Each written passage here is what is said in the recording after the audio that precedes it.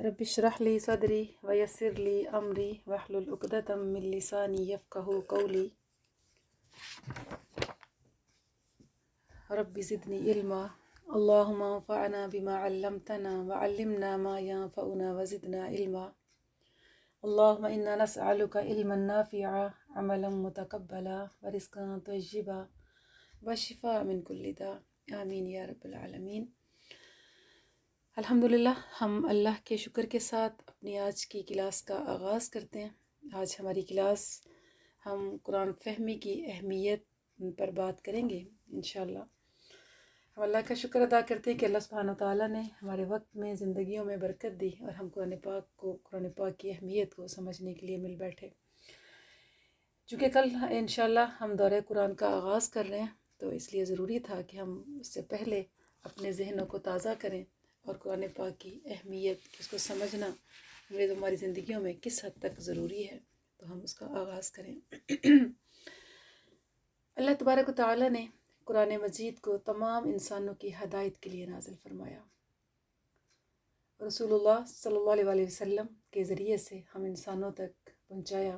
فرشتہ جبرائیل اس قرآن پاک کو لے کر نبی کریم صلی اللہ علیہ وسلم تک پہنچے۔ نبی کریم صلی اللہ علیہ وسلم نے قرآن سیکھنے اور سکھانے والوں کو دنیا کا بہترین انسان کہا، کہ جو قرآن سیکھنے اور سکھانے والے ہیں وہ دنیا کے بہترین لوگ ہیں۔ خیرکم من تعلم القرآن وعلمہ، یعنی جو قرآن سیکھتا اور سکھاتا ہے۔ تو اس پہ بھی ہم اللہ سبحانہ وتعالیٰ کا شکر ادا کرتے ہیں کہ اس نے ہمیں قرآن سیکھنے اور سکھانے والوں میں شامل فرمایا، ورنہ یہ ہماری اوقات نہیں تھی، یا ہمارے بس میں نہیں تھا کہ ہم یہ کر سکتے۔ حضرت عثمان رضی اللہ عنہ بن عفان رسول اللہ صلی اللہ علیہ وسلم سے روایت کرتے ہیں کہ تم میں سے وہ شخص سب سے بہتر ہے جو قرآن کو سیکھے اور سکھائے۔ ایک اور حدیث میں رسول اللہ صلی اللہ علیہ وسلم نے اہل قرآن کو اہل اللہ کہا، کہ اللہ کے گھر والے، کہ یعنی جو قرآن سیکھنے والے وہ اہل اللہ ہیں۔ حضرت انس رضی اللہ تعالیٰ عنہ سے روایت ہے کہ رسول اللہ صلی اللہ علیہ وسلم نے فرمایا، انسانوں میں اللہ کے کچھ خاص لوگ ہیں۔ صحابہ نے پوچھا، یا رسول اللہ صلی اللہ علیہ وسلم وہ کون لوگ ہیں؟ فرمایا، قرآن والے، سیکھنے اور عمل کرنے والے، وہی اہل اللہ ہیں اور وہی اللہ کے خاص بندے ہیں۔ تو الحمدللہ ہم پھر اللہ کا شکر ادا کرتے ہیں کہ اس نے ہمیں قرآن سیکھنے والوں میں، سکھانے والوں میں شامل فرما کے اور اپنے خاص بندوں میں شامل فرمایا۔ حضرت عائشہ رضی اللہ تعالی عنہا رسول اللہ صلی اللہ علیہ وسلم کا یہ ارشاد نقل کرتی ہیں کہ ہر چیز کے لیے کوئی شرافت یا افتخار ہوا کرتا ہے جس پر وہ فخر کرتا ہے۔ میری امت کی رونق اور افتخار قرآن ہے۔ قرآن پڑھ کر ایک مسلمان کا کیا رد عمل ہونا چاہیے؟ قرآن پاک خود اس کی یوں تفصیل بیان کرتا ہے۔ اللہ سبحانہ وتعالیٰ قرآن پاک کی سورہ انفال میں فرماتے ہیں، انما المؤمنون الذین اذا ذکر اللہ وجلت قلوبہم واذا تلیت علیہم آیاتہ زادتہ ایمانا وہم علی ربہم یتوکلون۔ سچے اہل ایمان وہ لوگ ہیں جن کے دل اللہ کا ذکر سن کر لرز جاتے ہیں۔ جب اللہ کی آیات ان کے سامنے پڑھی جاتی ہیں تو ان کا ایمان بڑھ جاتا ہے اور وہ اپنے رب پر اعتماد رکھتے ہیں۔ اس آیت کے اندر اللہ تعالیٰ نے سچے اہل ایمان کا ذکر کیا۔ ہم ہر آیت کو اپنے اوپر رکھ کے سوچیں گے کہ وہ لوگ ہیں جو جن کا دل اللہ کا ذکر سن کر لرز جاتے ہیں اور اللہ کی آیات ان کے سامنے پڑھی جاتی ہیں تو ان کا ایمان بڑھ جاتا ہے۔ یہ کب ہوگا؟ تبھی ہوگا جب ہم قرآن کو سمجھیں گے، قرآن پر غور و فکر کریں گے اور اپنے رب پر اعتماد رکھتے ہیں۔ یعنی وہ ہر وقت اپنے رب پر اعتماد رکھنے کا مطلب یہ کہ توکل کرتے ہیں۔ مشکل آئے تب بھی ان کو پتہ ہے کہ میرے رب کی اس میں کوئی خیر چھپا کے بھیجی ہوگی۔ ان مع العسر یسرا، یعنی ہر مشکل کے بعد آسانی ہے۔ خوشی ملتی ہے تو وہ بھی شکر کے لیے اسی رب کی طرف پلٹتے ہیں۔ یعنی ہر حال میں، دنیا میں جس کیفیت میں بھی اللہ تعالیٰ ان کو رکھے، وہ اللہ پر اعتماد رکھتے ہیں، توکل کرتے ہیں، شکوے نہیں کرتے، آہوزاریاں نہیں کرتے۔ وہ ہر معاملے میں یہ سوچتے ہیں اہل ایمان کہ ہمارے لیے ہمارا رب جو بھی فیصلہ کرے گا وہ بہترین ہوگا۔ پھر اس کے بعد اللہ سبحانہ وتعالیٰ سورہ حج میں فرماتے ہیں الذین اذا ذکر اللہ وجلت قلوبہم واللہ والصابرین علی ما اصابہم والمقیم الصلاۃ ومما رزقناہم ینفقون، وہ لوگ جن کا حال یہ ہے کہ اللہ کا ذکر سنتے ہیں تو ان کے دل کانپ اٹھتے ہیں، جو مصیبت بھی ان پر آتی ہے اس پر صبر کرتے ہیں، نماز قائم کرتے ہیں، اور جو کچھ رزق ہم نے ان کو دیا اس میں سے خرچ کرتے ہیں۔ یعنی اہل ایمان کا پھر سورہ حج میں کس انداز سے ذکر کیا گیا، الذین اذا ذکر اللہ وجلت قلوبہم، وہ لوگ جن کا حال یہ ہے کہ اللہ کا ذکر سنتے ہیں تو ان کے دل کانپ اٹھتے ہیں، اور جو مصیبت بھی ان کو پہنچتی ہے اس کے اوپر صبر کرتے ہیں۔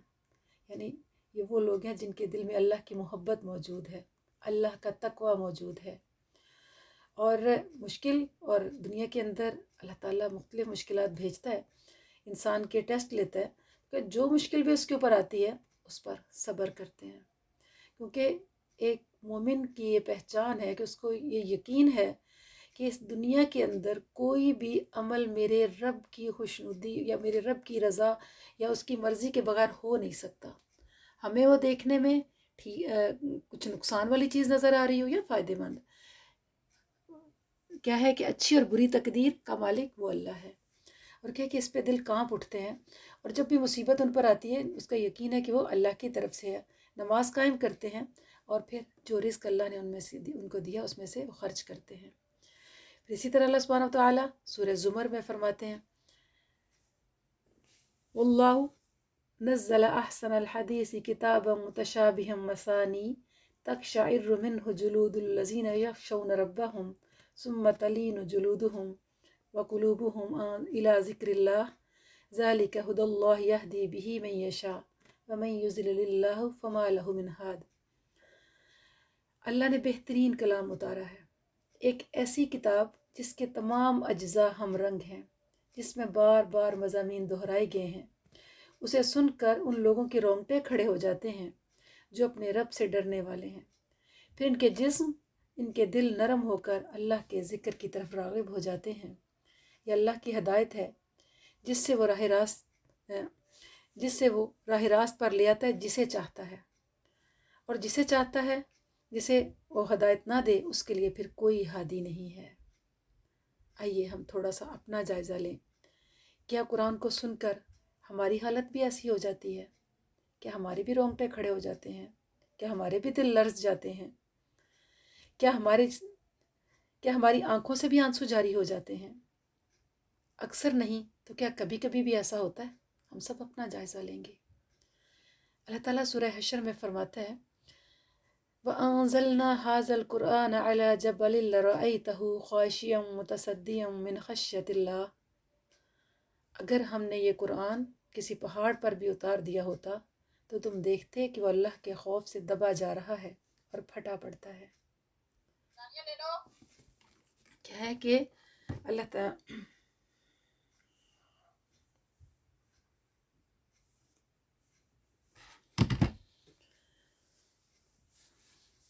مقام حسرت اور افسوس ہے آدمی کے دل پر کہ قرآن کا جس پہ اثر نہ ہو۔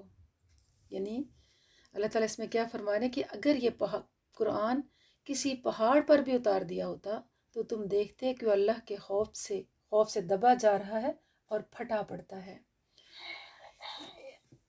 جی پلیز کوشش کریں مائک آن نہیں کریں، پھر وہ باقی لوگ بھی ڈسٹرب ہوتے ہیں، مجھے بار بار بند کرنا پڑتا ہے۔ مقام حسرت اور افسوس ہے آدمی کے دل پر جس پر قرآن کا اثر نہ ہو، حالانکہ قرآن کی تاثیر اس قدر زبردست ہے کہ اگر وہ پہاڑ جیسی سخت چیز پر بھی اتارا جاتا تو اس میں سمجھ کا مادہ موجود ہوتا تو وہ بھی متکلم کی عظمت کے سامنے یعنی اللہ کے سامنے دب جاتا اور مارے خوف کے پارا پارا ہو جاتا۔ اس آیت کی تفسیر عثمانی میں اس انداز سے ہوئی ہے کہ اگر پہاڑ پر بھی اور اس کے اندر سمجھ کا مادہ موجود ہوتا تو وہ اللہ کی عظمت کے سامنے دب جاتا اور پارا پارا ہو جاتا۔ اپنی حالت پر غور کیجیے۔ تفسیر روح البیان میں ہے کہ اگر ان کے دل قرآن جیسی عظیم کتاب کو سن کر نہیں پگھلتے تو اس کا مطلب یہ ہے کہ ان کے دلوں میں اللہ نے ایسی سختی پیدا کر دی ہے جس پر کوئی بڑی سے بڑی حقیقت بھی اثر انداز نہیں ہوتی۔ ڈر ہے کہ اللہ اپنی سنت کے مطابق ایسے دلوں پر مہر نہ لگا دے جس طرح اس نے یہود کے دلوں پر مہر لگائی، چونکہ وہ بار بار اللہ کی آیات کو جان بوجھ کر ٹھکراتے تھے، جانتے بوجھتے اللہ کی نافرمانی کرتے تھے۔ کیا ہے کہ اگر اس کتاب کو سن کر، اس کو پڑھ کر انسان کا دل نہیں پگھلتا تو اس کا مطلب ہے کہ اس کے دل میں اتنی سختی پیدا ہو چکی ہے۔ نعوذ باللہ ثم نعوذ باللہ۔ ہمیں اس جگہ پہ کچھ دیر رک کے سوچنا ہے، کیا ہماری حالت تو ایسی نہیں ہوگی؟ اللہ سبحانہ و تعالیٰ سورۃ البقرہ کی میں فرماتے ہیں ثم قست قلوبکم من بعد ذلک فہی کالحجارۃ او اشد قسوہ، پھر اس کے بعد تمہارے دل سخت ہو گئے گویا کہ وہ پتھر ہیں یا اس سے بھی زیادہ سخت۔ یعنی اگر تمہارے اوپر قرآن اثر نہیں کرتا، اللہ نے تو کہا جو ایمان والے ہیں، ایمان لانے والے جب وہ قرآن کو سنتے ہیں ان کے دل لرز جاتے ہیں، اللہ کا ذکر سن کے وہ کانپ اٹھتے ہیں، تو اگر یہ تمہارے اوپر قرآن اثر نہیں کرتا تو پھر کیا ان دلوں کو کس سے تشبیہ دی گئی؟ ثم قست قلوبکم من بعد ذلک فہی کالحجارۃ او اشد قسوہ، پھر اس کے بعد تمہارے دل سخت ہو گئے گویا کہ وہ پتھر ہے اس سے بھی زیادہ سخت۔ اسی آیت میں اللہ سبحانہ تعالیٰ آگے فرماتے ہیں وَإِنَّ مِنَ الْحِجَارَةِ لَمَا يَتَفَجَّرُ مِنْهُ الْأَنْهَارُ وَإِنَّ مِنْهَا لَمَا يَشَّقَّقُ فَيَخْرُجُ مِنْهُ الْمَاءُ وَإِنَّ مِنْهَا لَمَا يَهْبِطُ مِنْ خَشْيَةِ اللَّهِ۔ اللہ کہتے ہیں پتھر اتنی سخت چیز جو نظر آ رہی ہے وہ بھی اس پھٹ جاتا ہے اور اس میں سے بھی پانی نکل آتا ہے، وہ بھی اندر سے نرم ہے۔ انسان کے دل اس سے بھی سخت ہو گئے۔ پتھر سے چشمے پھوٹتے ہیں نا، وہ پتھر اللہ کے خوف سے لڑکھڑا کے گر پڑتے ہیں، یعنی پتھروں کے اندر بھی جو وہ سختی جو ہے انسان کے دل اس سے بھی سخت ہو جاتے ہیں کہ وہ رب کا کلام سنتے ہیں تو ان کے اوپر اثر نہیں کرتا، ان کے رونگٹے نہیں کھڑے ہوتے، ان کی توجہ نہیں آتی۔ قرآن فہمی کی ضرورت کس حد تک ہے؟ ہمیں کیوں قرآن سمجھنا چاہیے؟ قرآن کے بارے میں اس امت سے پوچھا جائے گا، یا نبی کریم صلی اللہ علیہ وسلم کی احادیث سے بھی ثابت ہے۔ سورۃ زخرف کی میں بھی اللہ سبحانہ تعالیٰ فرماتے ہیں فَاسْتَمْسِكْ بِالَّذِي أُوحِيَ إِلَيْكَ إِنَّكَ عَلَىٰ صِرَاطٍ مُسْتَقِيمٍ وَإِنَّهُ لَذِكْرٌ لَكَ وَلِقَوْمِكَ وَسَوْفَ تُسْأَلُونَ۔ اے پیغمبر، تم بہرحال اس کتاب کو مضبوطی سے تھامے رہو جو وحی کے ذریعے سے تمہارے پاس بھیجی گئی ہے، یقیناً تم سیدھے راستے پر ہو۔ حقیقت یہ ہے کہ یہ کتاب تمہارے لیے اور تمہاری قوم کے لیے ایک بہت بڑا شرف ہے، اور عن قریب تم سے اس کے بارے میں باز پرس ہوگی، پوچھا جائے گا۔ یعنی کیا ہے کہ اللہ سبحانہ تعالیٰ اس آیت کے اندر کیا فرماتے ہیں؟ اے پیغمبر، بہرحال یہ کتاب جو تم پر وحی کے ذریعے سے بھیجی جا رہی ہے اس کو مضبوطی سے تھامے رکھو، یقیناً تم سیدھے راستے پر ہو۔ جو بھی اس کتاب کو تھامے گا وہ سیدھے راستے کو پا لے گا، وہ سیدھے راستے پر رہے گا۔ حقیقت یہ ہے کہ یہ کتاب اللہ تعالیٰ کیا فرماتے ہیں؟ تمہارے لیے یعنی نبی کے لیے، تمہاری قوم کے لیے، یہ امت محمد یعنی ہم لوگوں کے لیے، مسلمانوں کے لیے ایک بہت بڑا شرف ہے۔ میری ہر امت کے لیے کوئی افتخار ہوتا ہے، شرف ہوتا ہے، اور میری امت کا شرف یہ قرآن ہے۔ تو کیا ہے کہ یہ ایک بہت بڑا شرف ہے، ایک بہت بڑا اعزاز ہے جو ہمیں حاصل ہوا ہے اس قرآن کی وجہ سے۔ اور کیا ہے کہ یہ ایسے نہیں ہے کہ ہم ایمان لے آئے، ہم مسلمان ہیں، ہم سے پوچھا ہی نہیں جائے کہ ہم قرآن کے ساتھ جو مرضی سلوک کریں، صرف دیکھ کے پڑھ لیں اور اس کو سمجھیں نہ پوری زندگی، یہ ایمان مکمل ہی نہیں ہوتا۔ اس میں کیا ہے؟ وَسَوْفَ تُسْأَلُونَ، عن قریب تم سے اس کے بارے میں سوال کیا جائے گا، پوچھا جائے گا۔ یہ قرآن تمہیں ملا تھا اور اس کا ایک ایک لفظ اللہ نے اس کی اپنی ذمہ داری اپنے ذمے لی تھی، تم نے اس کے ساتھ کیا سلوک کیا؟ اس کو سمجھا؟ کیا اس کو دنیا میں نافذ کیا؟ اس کے اوپر عمل کیا؟ اسی طرح آگے اللہ سبحانہ وتعالی فرماتے ہیں سورہ صاد میں کتاب انزلناہ الیک مبارک لیدبروا آیاتہ ولیتذکر اولو الالباب، یہ ایک بڑی برکت والی کتاب ہے جو محمد صلی اللہ علیہ وسلم ہم نے تمہاری طرف نازل کی ہے تاکہ یہ لوگ اس کی آیات پر غور کریں اور عقل و فکر رکھنے والے اس سے سبق سیکھیں. یعنی کہ یہ ایک بابرکت کتاب ہے جو محمد صلی اللہ علیہ وسلم پر نازل کی گئی ہے. کیوں نازل کی گئی؟ تاکہ لوگ اس کی آیات پر غور کریں. کس کے لیے نازل ہوئی؟ انسانوں کے لیے نازل ہوئی.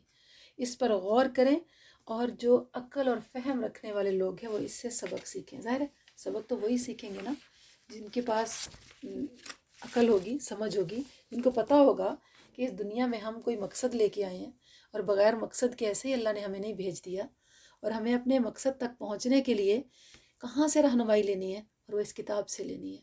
جو اس کتاب سے رہنمائی لے گا اور وہ کامیاب ہو جائے گا. اور صرف اس پر یہی نہیں بلکہ اس کتاب کو پس پشت ڈالنے پر قرآن پاک میں تنبیہ بھی کی گئی. قرآن کو جن لوگوں نے پس پشت ڈال دیا ہو، قیامت کے دن قرآن ان کے گلے میں پڑا ہوا ہوگا اور اللہ کی بارگاہ میں شکایت کرے گا کہ اس بندے نے مجھے چھوڑ دیا تھا، اب آپ میرے اور اس کے درمیان فیصلہ فرما دیں. سوچیں جس کے خلاف قرآن اللہ سے شکایت کرے وہ انسان کیسے بچ سکے گا؟ یہ قرآن حق میں بھی گواہی دے گا، خلاف بھی گواہی دے گا. اور کیا کہ اللہ سبحانہ وتعالی اسی کو نقشہ کھینچتے ہوئے قرآن پاک سورہ فرقان میں فرماتے ہیں، یا ویلتا لیتنی لم اتخذ فلانا خلیلا لقد اضلنی عن الذکر بعد اذ جاءنی وکان الشیطان للانسان خذولا وقال الرسول یا رب ان قوم اتخذوا هذا القرآن مہجورا. ہائے شامت، کاش میں نے فلاں شخص کو دوست نہ بنایا ہوتا. کیا کہے گا؟ یا ویلتا لیتنی، یعنی ہائے شامت، افسوس کرے گا، کاش میں نے فلاں شخص کو دوست نہ بنایا ہوتا، اس نے مجھ کو کتاب نصیحت یعنی کتاب نصیحت اس قرآن پاک کو میرے آنے کے نصیحت کے میرے پاس آنے کے بعد جو بہکا دیا. اور شیطان انسان کو وقت پر دغا دینے والا ہے، دھوکہ دینے والا ہے. اور پیغمبر کہیں گے، اے پروردگار میری قوم نے اس قرآن کو چھوڑ دیا تھا. یعنی پیغمبر کی شکایت بھی اس انسان کے حق میں آ جائے گی. انسان پچھتائے گا اس وقت، ظاہر ہے جب قیامت کا وقت ہوگا اور پھر اس کو نظر آئے گا کہ میں نقصان میں ہوں، اس کو دوزخ نظر آ رہی ہوگی. ہر انسان کو اپنے عمل کا پتہ ہوگا کہ مجھے آگے کیا ملنے والا ہے. تو کیا ہے کہ اس وقت وہ پچھتائے گا، ہائے میری شامت، دکھ کا اظہار کرے گا، واویلا کرے گا، پھر افسوس کرے گا، کاش کہ میں نے فلاں شخص کو دوست نہ بنایا ہوتا. تو یہ اللہ تعالیٰ میں کیوں بتا رہے ہیں اس قرآن کے اندر کہ آج اپنی دوستی پر بھی غور کرو. اگر آپ کی دوستی دینداروں سے ہوگی، دین والوں سے ہوگی، تو آپ کو سیدھا راستہ، دین کا راستہ دکھائیں گے. اگر آپ کی دوستی ایسے لوگوں سے ہوگی جو دین سے ہٹے ہوئے ہیں تو یقیناً وہ آپ کو سیدھے راستے سے ہٹا دیں گے، سیدھے راستے سے بہکا دیں گے. اس لیے بار بار حدیث مبارکہ میں بھی یہ تلقین کی گئی کہ ہر انسان اپنے دوست کے دین پر ہوتا ہے. کیا کرو؟ اپنی دوستی کو بھی ایسے لوگوں سے دوستی کرو جو تمہیں سیدھے راستے کی طرف تعلیم دینے والے ہوں، سیدھے راستے کی طرف چلانے والے ہوں. اس وقت انسان افسوس کرے گا کہ میں فلاں شخص کی وجہ سے میرا دوست تھا، اس نے مجھے جو ہے اس نصیحت کی طرف نہیں جانے دیا. شیطان جو دنیا میں انسان کو بہت تسلیاں دیتا ہے تو عین وقت پہ وہ بھی دغا دے جائے گا، وہ مکر جائے گا، وہ کہے گا میں نے تو تجھے راستہ دکھایا تھا اور تم خود اس طرف گئے تھے. اور ہم میں سے کوئی بھی یہ نہیں کہہ سکتا کہ شیطان اس کو زبردستی اس کے اوپر کر سکتا ہے. نہیں، وہ صرف انسان کو راستہ دکھاتا ہے. اور اللہ تعالیٰ نے اگر شیطان کو ہمارے اوپر اتنی طاقت دی ہوتی تو پھر تو ہمارا امتحان نہ ہوتا.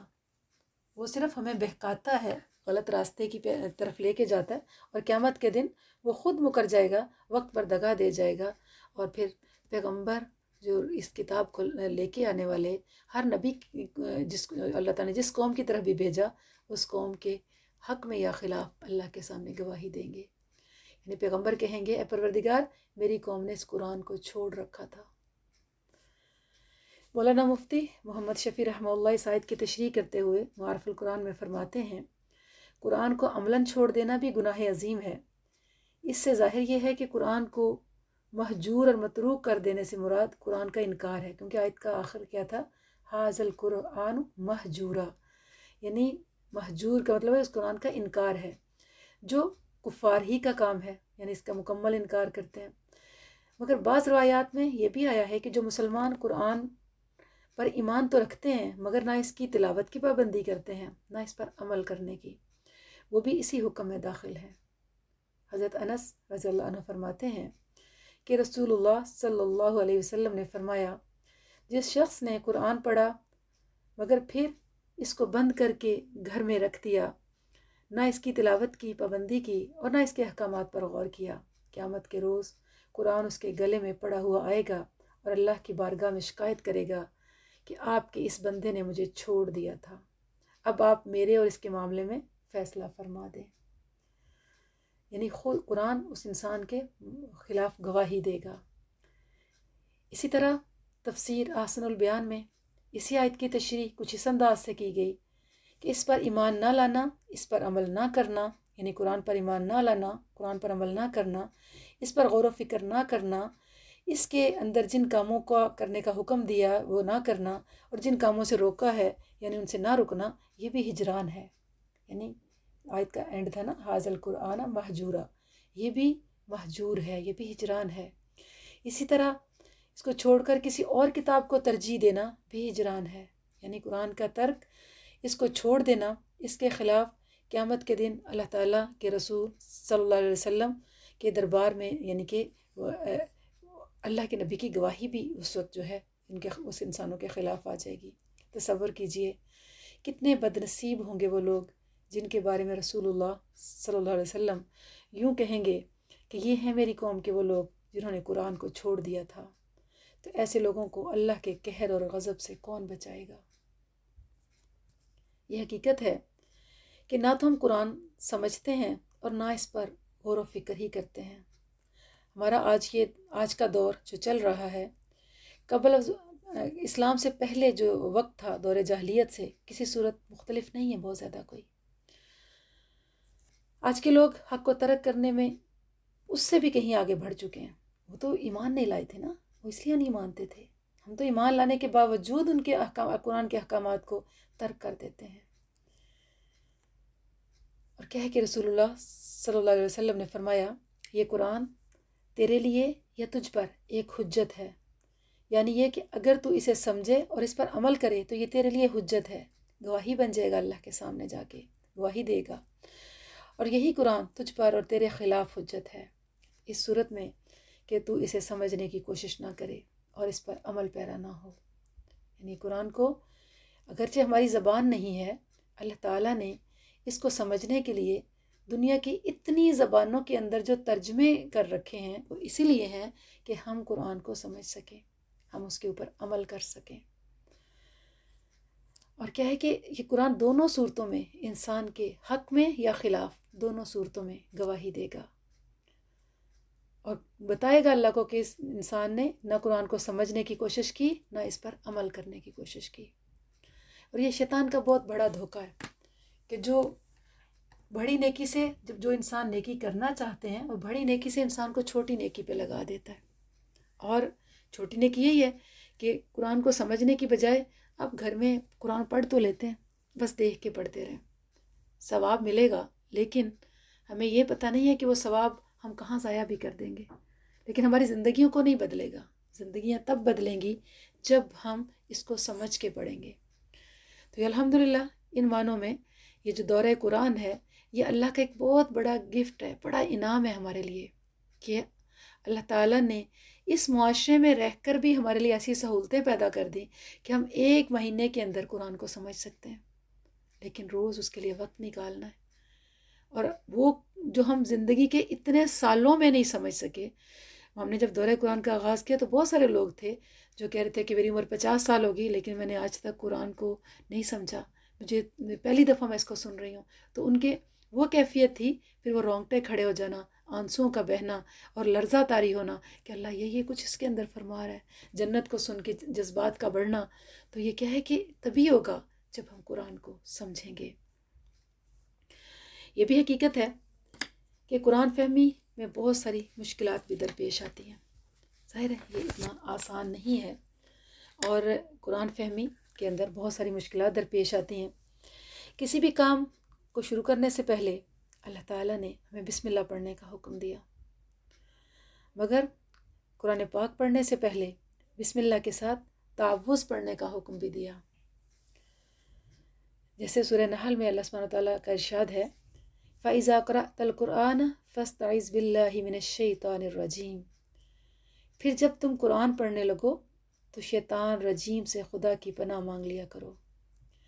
اس سے یہ بات واضح ہو جاتی ہے کہ شیطان کسی بھی شخص کو قرآن پڑھنے اور سیکھنے سے روکنے کا ہر حربہ استعمال کرتا ہے. بسم اللہ پڑھنے سے تو برکت آتی ہے، لیکن اللہ نے قرآن پڑھنے سے پہلے تعوذ کا حکم دیا تاکہ وہ شیطان آپ کو روک نہ پائے. مگر جب ہم اللہ کا کلام شروع کرنے سے پہلے اعوذ باللہ بھی پڑھ لیں تو شیطان کا یہ حملہ ناکام بنایا جا سکتا ہے. شیطان کی کوشش ہمیشہ یہ رہتی ہے کہ وہ نیک لوگوں کو نیک کاموں سے روکے، خصوصاً قرآن پاک پڑھنے سے. قرآن پاک پڑھنے کے لیے جو سمجھنے کے لیے جب آپ نے نکلنا ہے یا اس کے لیے وقت نکالنا ہے تو اپنا پورا زور لگائے گا کہ یہ قرآن پاک کو نہ سمجھ سکیں، کیونکہ وہ جانتا ہے کہ قرآن کو سمجھ لینا ساری نیکیوں کا سرچشمہ ہے. تو اسے وہ کب ٹھنڈے دل سے اس کو گوارا کر سکتا ہے؟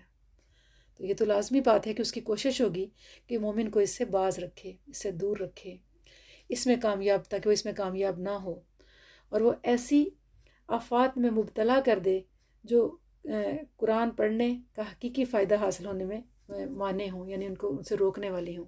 ایسی خرافات میں، ایسے کاموں میں انسان کو ڈال دے کہ تاکہ وہ انسان قرآن نہ پڑھ سکے. یہ اس کا پورے کا پورا یہ حربہ ہے. ہم قرآن فہمی کے ساتھ ساتھ ہم دعا بھی کرتے ہیں کہ اللہ تعالیٰ ہمیں شیطان کی شر سے محفوظ فرمائے اور ہمیں توفیق عطا فرمائے کہ ہم شیطان سے بچنے کی چالوں کو سمجھ سکیں اور اپنے آپ کو شیطان سے بچا سکیں اور نیکیوں میں اپنے اضافہ کر سکیں.